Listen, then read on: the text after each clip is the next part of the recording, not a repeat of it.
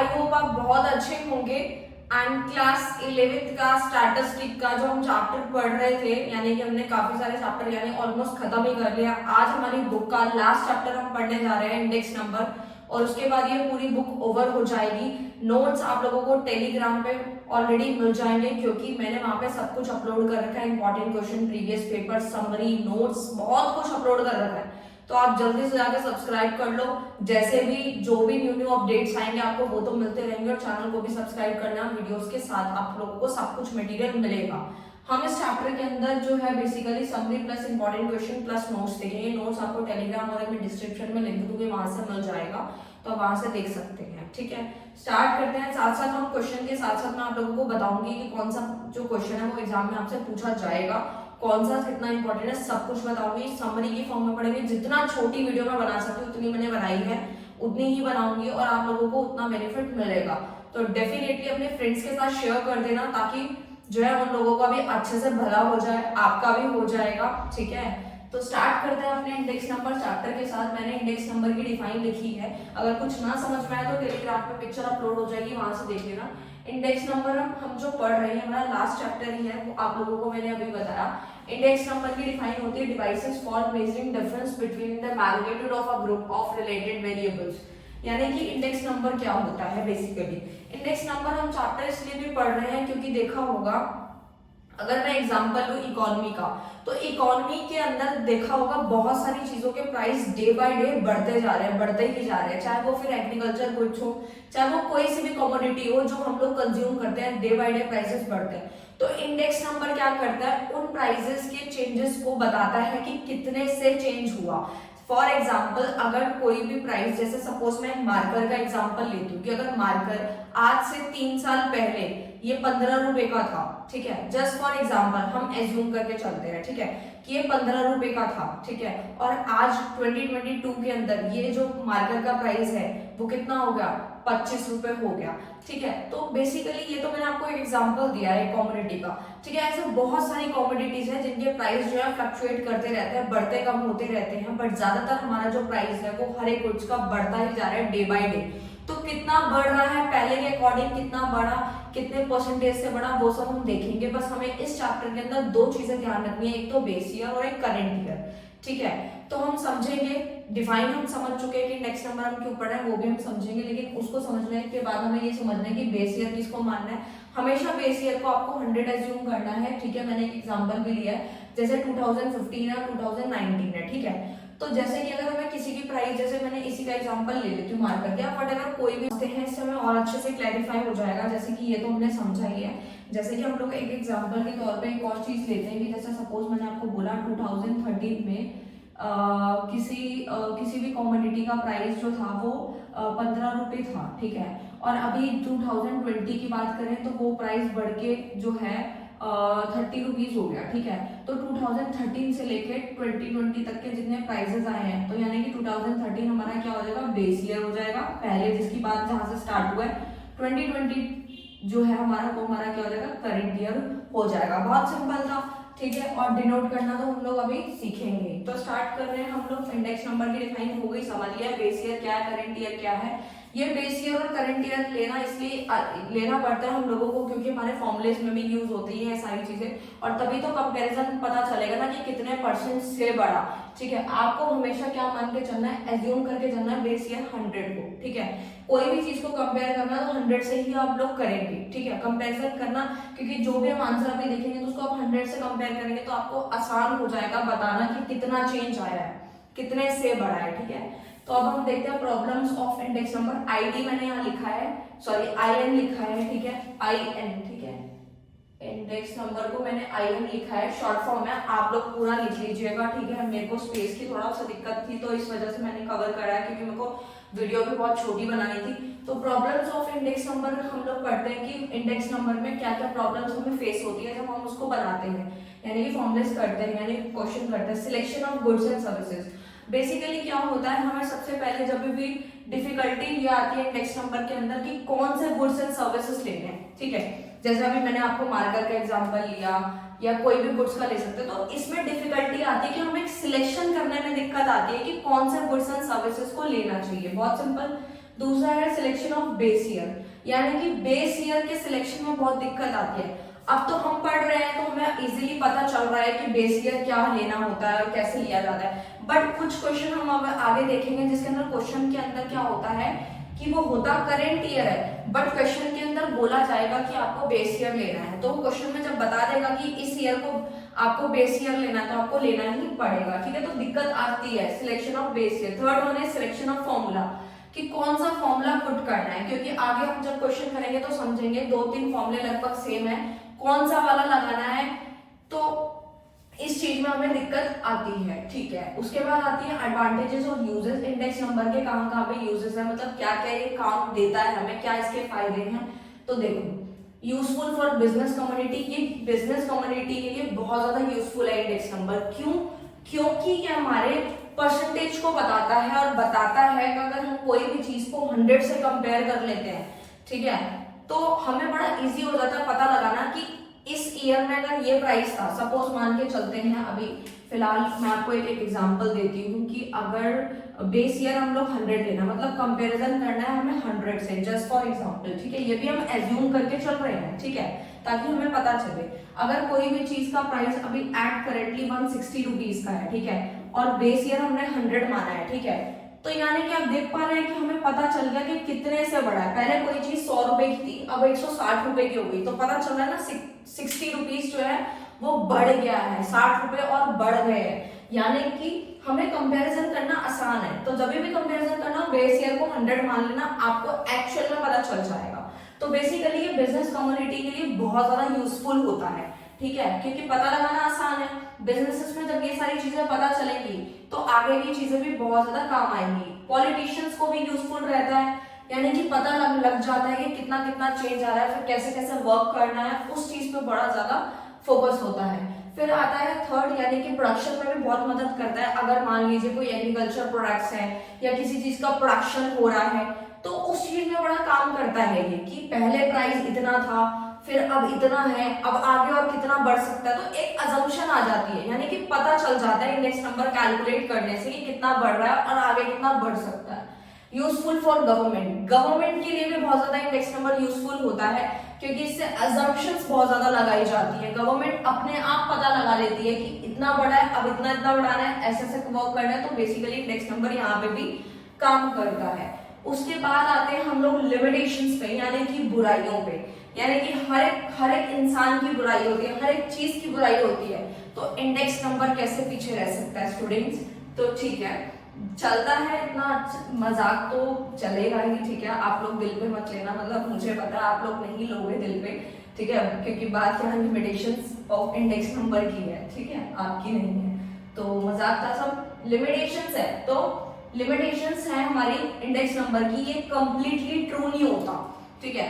हम लोग अकाउंट्स पढ़ते हैं, हम लोग इकोनॉमिक्स में हमने माइक्रो पढ़ा, बहुत सारे सब्जेक्ट्स पढ़ते हैं, तो उसके हम लोग बिजनेस स्टडीज पढ़ते हैं, तो उसमें हम लोग क्या पढ़ते हैं, लिमिटेशन जरूर पढ़ते हैं, यानी कि डिमेरिट्स हम लोग पढ़ते हैं कि हर चीज की अच्छाई नहीं है, ठीक है, तो इसकी भी नहीं है कुछ चीजें, जैसे नॉट कंप्लीटली ट्रू, ये बिल्कुल एग्जैक्ट सही नहीं होता, क्योंकि सिर्फ देखो 100 को भी हम बेस ईयर मान के चल रहे हैं, ठीक है, उसको ही हम बेस ईयर रख के हम अपने गुड्स के प्राइस को कंपेयर करते हैं, ठीक है, तो इस तरीके से होता है, तो बिल्कुल कंप्लीटली ट्रू नहीं है, थोड़ा बहुत असम्पशन लगा लेते हैं हम लोग। लिमिटेड यूज है, कहीं कहीं पे इसका यूज कर सकते हैं, अगर हम बोले कि हाँ 100% एग्जैक्ट वैल्यू पता चल जाए तो वो पता नहीं चलेगी। क्यों? क्योंकि जब हम आगे आगे इंडेक्स नंबर निकालेंगे तो जो हमारे आंसर आएंगे पॉइंट्स में आएंगे, जैसे लाइक मैं एग्जांपल लेती हूँ 176.33 और 286.22, तो आप देख रहे हैं पॉइंट के बाद के नंबर तो वैसे भी अप्रोक्स में आते हैं, तो इसको एग्जैक्टली कैसे बताया जा सकता है, ठीक है, और बेस ईयर भी 100 ले रहे हैं, फिर बेस ईयर चेंज भी हो रहा है, तो बहुत सारे फैक्टर्स हैं, तो लिमिटेड यूज है। इंटरनेशनल कंपैरिजन नॉट पॉसिबल, इसमें इंटरनेशनल कंपैरिजन होना पॉसिबल नहीं है, क्योंकि ये सिर्फ लिमिटेड ही वर्क कर रहा है, तो इंटरनेशनल कंपैरिजन से नहीं कर सकते, मतलब लाइक अपने गुड्स की कमोडिटी को यानी अपनी इकोनॉमी को दूसरे इकोनॉमी के गुड्स से कंपेयर करना इट्स टोटली डिफिकल्ट, तो comparison not possible for international purpose. And फिर आते हैं हम लोग थ्योरी का पार्ट, ऊपर हमने कवर किया है जितना था, उसके बाद हम कवर करते हैं methods of constructing index number. यानी कि देखो ये जितना मैंने पढ़ा है इसमें से आप लोगों से आपके जो क्वेश्चन पूछे जा सकते हैं, ठीक है, यानी कि जो भी इंपॉर्टेंट होगा वो भी मैं आपको जो है टेलीग्राम पे क्वेश्चंस मिल जाएंगे, जो रिपीटेड है प्रीवियस है, सब कुछ अपलोडेड है। And method of constructing index number, index number को निकालने के जो मेथड्स हैं वो हमारे दो हैं, एक है सिंपल, ठीक है, simple index number, and second one is weighted index number, ठीक है। इसको आगे सब डिवाइडेड यानी सब डिवाइड किया गया मतलब और आगे फर्दर डिवाइड किया गया, सब डिवाइडेड मतलब और आगे डिवाइडेड है ये। एक तो है सिंपल एग्रीगेट मेथड, हमें मतलब इसमें 4 मेथड्स पढ़ने हैं, ठीक है। एक तो है simple aggregate method, second one is simple average of price of relative method, फिर वेटेड इंडेक्स नंबर में 2 आ जाते हैं, weighted average of price relative and weighted aggregative method. ये 4 हैं, ठीक है। हम लोग 3 ही पढ़ेंगे, ठीक है, यानी कि हम लोग 2 यहाँ पे पढ़ेंगे और तीसरा वाला बहुत इजी है, मैंने इसी क्वेश्चन में करके दिखाऊंगी आप लोगों को, बहुत सिंपल फॉर्मूले हैं। तो स्टार्ट करते हैं हम अपने क्वेश्चन के साथ। हमें क्वेश्चन में क्या क्या गिवन होगा वो हम लोग देखेंगे। पहला वाला बहुत सिंपल है, सिंपल इंडेक्स नंबर में आपको क्या निकालना है, मतलब ये वाला हम करने जा रहे हैं सिंपल एग्रीगेट मेथड, जिसमें कमोडिटी और प्राइस आपको दिए हुए हैं, मतलब ये चीजें दी हुई हैं। कमोडिटी ABCD ले रखी है उन्होंने, आप कोई भी ले सकते हैं वैसे तो, ठीक है, जो आपके क्वेश्चन में गिवन होगा, ठीक है, फॉर्मूले यही रहेंगे। ABCD गिवन है, प्राइस दिए हुए 2 ईयर्स के, यानी 2011 का और 2019 का, ठीक है। तो स्टूडेंट्स आप बताइए 2019 है और 2011 है, आप मुझे कमेंट करके जरूर बताना कि आपके अकॉर्डिंग जो है वो बेस ईयर क्या है, 2019 है या 2011 है, जो मैंने आपको अभी बताया। तो ठीक है, आप कमेंट जरूर करना, ठीक है, बट स्टिल मैं आप लोगों को बता देती हूँ, ठीक है। तो 2019 जो है वो हमारा बेस ईयर होना चाहिए था, और जो हमारा 2011 है वो हमारा करंट ईयर होना चाहिए था।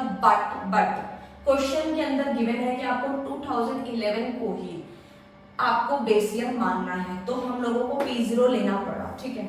एक चीज और बता दूंगी, जब भी आप लोग बेस ईयर लेते हैं तो प्राइस का ही चल रहा है इसमें, यानी कि प्राइसेस है तो PP तो दोनों में आएगा, ठीक है, और बेस के लिए हमें 0 लेना होता है और करंट के लिए 1 लेना होता है। जल्दी से अपने कॉपी में नोट डाउन कर लो, स्क्रीनशॉट लेना चाहो तो ले लेना, ठीक है।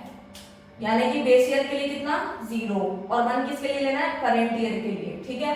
तो ये दिया हुआ है, प्राइस दिया हुआ 2011 का, 2019 का। अब हमें क्या करना है, 2011 को क्या मानना पड़ रहा है, बेस ईयर, क्योंकि क्वेश्चन में गिवन है। अगर नहीं होता तो 2019 को हम लोग क्या मान लेते, बेस ईयर मान लेते, ठीक है। तो स्टार्ट करते हैं, 2011 हमारा P0 हो जाएगा, क्योंकि अभी बताया मैंने बेस ईयर को P0 लेना है और करंट ईयर को कितना लेना है, P1 लेना है। और फॉर्मूला क्या कहता है, P01 is equal to sigma मतलब टोटल P1 यानी कि हमें करंट ईयर अपॉन में सिग्मा P0 यानी कि बेस ईयर इनटू 100। ये बहुत सिंपल सा फॉर्मूला है, क्वेश्चन के अंदर गिवन है सब कुछ। P0 दिया हुआ है यानी 2011, सबको प्लस कर दो, सबको प्लस किया, 50 प्लस 40 प्लस 10 प्लस 5 प्लस 2 कितना हो जाएगा, 107। उसके बाद बात आती है प्राइस 2019 की, 80 प्लस 60 प्लस 20 प्लस 10 प्लस 6, ये हो जाएगा टोटल 176। तो डिवाइड कर रहे हैं हमें, फॉर्मूला क्या कहता है, सिग्मा P1 कितना है 176, P0 कितना है, सिग्मा P0 है हमारा 107 इनटू 100 फॉर्मूले वाला, तो 176 अपॉन 107। आप लोग पहले डिवाइड करके इनटू भी कर सकते हैं, जैसा आपकी कैलकुलेशन में कोई दिक्कत की बात नहीं है, या पहले मल्टीप्लाई करके भी कर सकते हैं। तो आंसर आ रहा है 164.49 इज द आंसर। तो बहुत सिंपल था, कुछ भी मुश्किल था, बस दोनों ईयर्स को प्लस करना है और डिवाइड करके इनटू 100 कर देना, फॉर्म आपका आंसर आ जाएगा। अब हम चलते हैं सिंपल इंडेक्स नंबर यानी simple average of price relative method, ठीक है, दूसरे मेथड पे चलते हैं। इसमें भी हम लोगों को कमोडिटी गिवन है, बेस ईयर गिवन है और करंट ईयर गिवन है। बस हमें क्या करना है, बस P0 P1 ऊपर कॉलम में लिख लेना, आसानी होगी क्वेश्चन को सॉल्व करने में, क्योंकि वो लोग लिख के नहीं देंगे एग्जाम में। आप लोगों को क्वेश्चन के अंदर आपको सिर्फ ईयर गिवन होगा 2011 2019, P0 P1 आपका काम है लिखना, ठीक है। अब क्या है कि देखो P1 वही कितना है 2019, सेम वही बेस ईयर जो बोला था, सेम क्वेश्चन है, तो बेस ईयर हम लोग कितना ले लेंगे, बेस ईयर हमारा कितना हो जाएगा 2011। सेम वही है बेस ईयर के, प्राइसेस गिवन है वीट के 100 kg, घी, मिल्क, राइस, शुगर सब कुछ दिया हुआ है, 2019 के भी दिए हुए हैं। अब बस क्या करना है, फॉर्मूला पुट कर देना है, ठीक है। तो ये रहा आप लोगों का, सिर्फ आपको यहाँ तक ही सॉल्व करना है, ये कोई दूसरा तीसरा क्वेश्चन है ये, तो आपको सिर्फ और सिर्फ अभी यहाँ तक ध्यान देना है, ठीक है। यानी कि आपको जो है बेसिकली निकालना है फॉर्मूले से, यानी कि फॉर्मूला कहता है इसमें क्या होता है, बेसिकली अलग अलग निकालना होता है, सेम ही क्वेश्चन है, बस उसमें क्या था कि सबका टोटल करके एक ही बार निकाल रहे थे जी, इतना आंसर आया है, ठीक है, यानी कि 164.49 आया है, ठीक है। बट इसमें क्या होगा, हर एक कमोडिटी का अलग अलग निकालेंगे, अलग अलग निकालेंगे तो कैसे होगा, तो देखो formula P1 upon P0 into 100 करना है, यानी सबका अलग अलग निकाल रहे हैं, सबका अलग अलग निकाल के अपॉन n कर देना, n मतलब टोटल नंबर कितनी कमोडिटीज है, 5 है, तो 5 से डिवाइड कर देंगे। तो एक एक करके देखते हैं, जल्दी से करते हैं। तो देखो सबसे पहले P1 कितना है जी, P1 है हमारा 200, P0 कितना है 100 इंटू 100, तो देखो 0 से 0 कट जाएगा, ठीक है, 2 0 से 2 0 कैंसिल आउट, तो हमारा पहला वाला आंसर है 200, ठीक है। फिर 8, यानी कि अब हम निकाल रहे थे घी का निकालेंगे तो 40 अपॉन 8 इंटू 100 है, तो 8 5 से कितना हो जाएगा 40 हो जाएगा, आंसर आ जाएगा 500, ठीक है। ये कैलकुलेशन मैं आप लोगों को करके दिखा रही हूँ, सारी कैलकुलेशन नहीं कर पाऊंगी मैं क्योंकि वीडियो बहुत ज्यादा लंबी हो जाएगी, मैं करके दिखा सकती हूँ बट स्टिल वीडियो बहुत लंबा हो जाएगा, मुझे नहीं करना है। बाकी डाउट आएगा तो आप लोगों के लिए मैं फिर से वीडियो बना दूंगी। फिर अब क्या करना है, अब हमें निकालना है मिल्क का P1 इंटू P0 इंटू 100, तो 16 अपॉन 2 इंटू 100, 2 को 16 से काटेंगे कितना हो जाएगा, 2 8 से 16, तो आंसर आ जाएगा 8 इंटू 100 800, ठीक है। फिर हमें निकालना है राइस का निकालने के लिए 800 अपॉन 200 इंटू 100, तो 2 0 से 2 0 फिर से कैंसिल आउट हो जाएगी और ये कट जाएगा, 2 4 जाएंगे, 400 हमारा आंसर आ रहा है, ठीक है। और जो लास्ट वाला शुगर वाला है वो हम निकालना है 6 अपॉन 1 इंटू 100, तो ये तो बिल्कुल सिंपल ही है, 600 हो जाएगा, ठीक है। तो ये हमने निकाल दिया। चलो जी, ये तो हमारा निकल गया अलग अलग कॉमोडिटी का, ठीक है। अब चलते हैं अपने फॉर्मूले की तरफ। फॉर्मूला क्या कहता है, sigma P01 is equal to sigma P1 upon P0 into 100, जो हमने अभी निकाला है, ठीक है। इनको टोटल कर देते हैं, ठीक है, यानी कि P1 P0 इंटू 100 को टोटल करेंगे, 200 प्लस 500 प्लस 800 प्लस 400 प्लस 600, ये हमारा आंसर आ जाएगा 2500। आप लोग ऐड कर लीजिएगा, 2500 ही आएगा, ठीक है। 2500 अपॉन n कितने कमोडिटी है, 1 2 3 4 5, तो 5 से डिवाइड दे देंगे, तो 2500 अपॉन 5 करेंगे तो हमारा आंसर आ जाएगा 500, ठीक है। आई होप स्टूडेंट आपको ये क्लियर होगा, दोनों ही क्वेश्चन सेम थे, कुछ भी मुश्किल नहीं था इसमें, बस फर्क कहाँ था, फर्क था कि इसमें हमने सबका टोटल करके निकाला है आंसर इंडेक्स नंबर, और इसमें अलग अलग का निकाला है, ठीक है, तो डिफरेंस आ रहा है।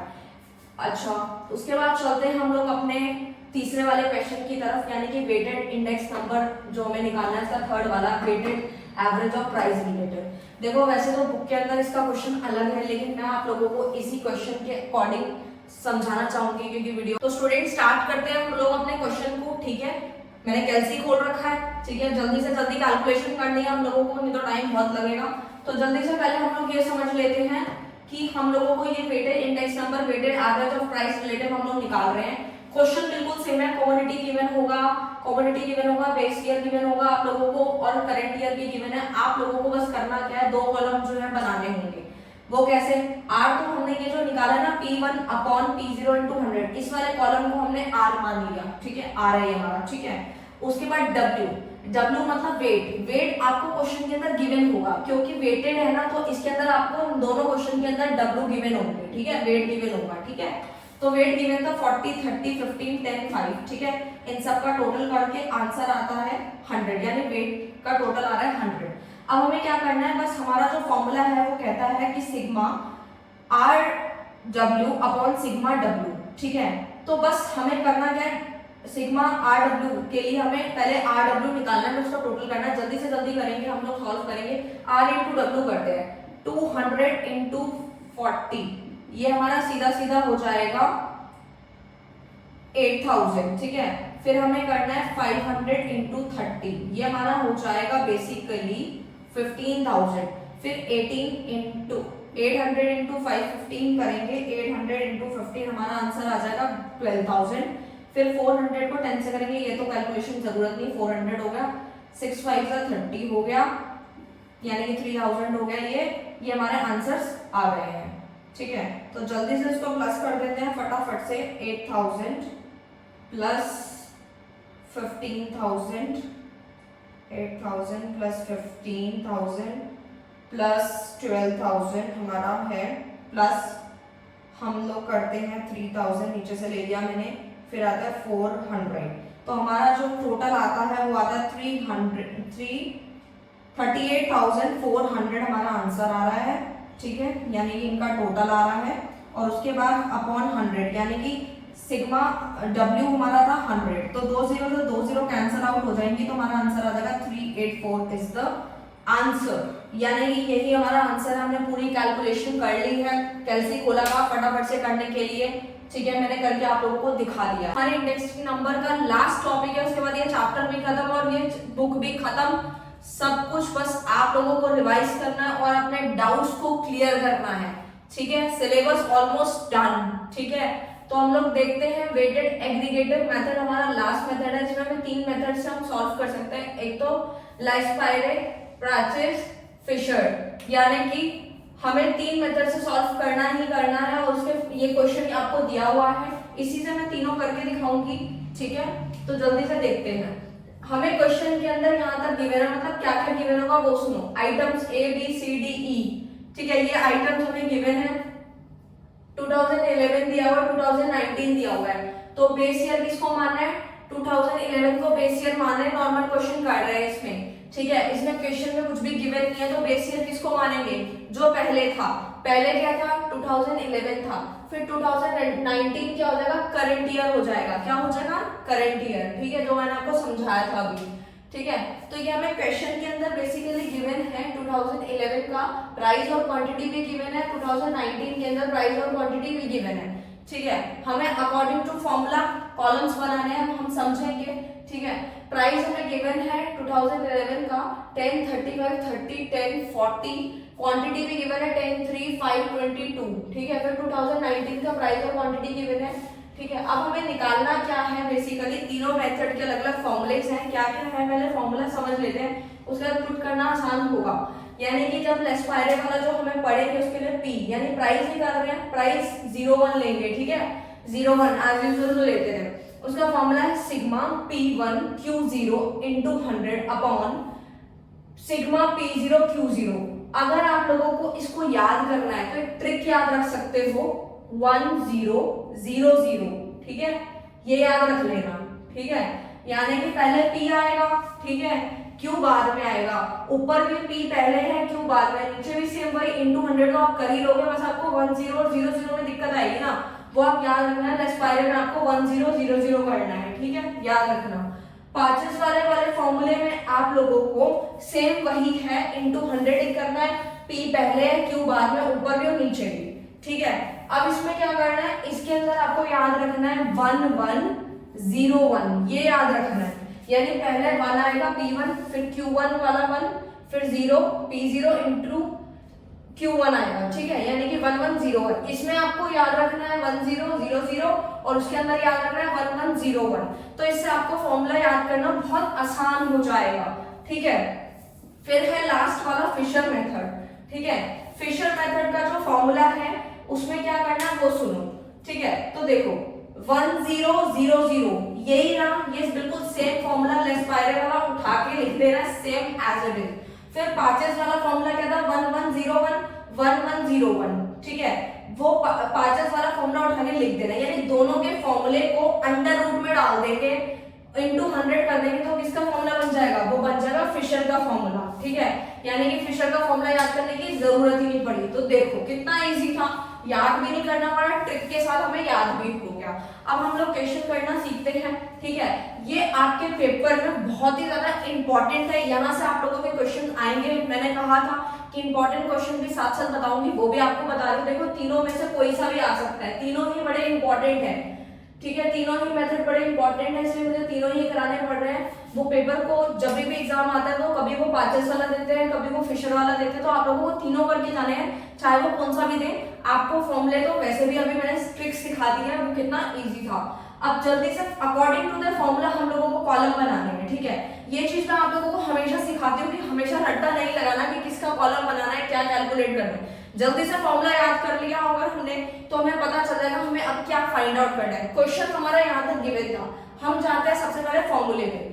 फॉर्मूला कहता है हमारा क्या क्या कह रहा है, P1Q0, यानी कि हम लोगों को यहाँ पर क्या करना है, P1 और Q0 का कॉलम बनाना है एक तो, और P0 Q0 को कॉलम बनाना है। तो दोनों को डिवाइड देंगे इनटू 100 करेंगे तो लेस पाइरेबल हमारा निकल जाएगा। तो जल्दी से हम लोग करते हैं।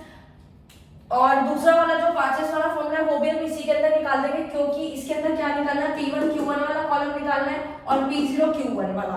ठीक है, ये 4 कॉलम बनाएंगे, क्योंकि फिशर के लिए तो निकालने की जरूरत ही नहीं है, बस ये तो आया है और जो पाचेस वाला है लेस पायरे वाला दोनों को अंडर रूट में डालना है। ठीक है, तो जल्दी से देखते हैं, ये हमारा फॉर्मूला है।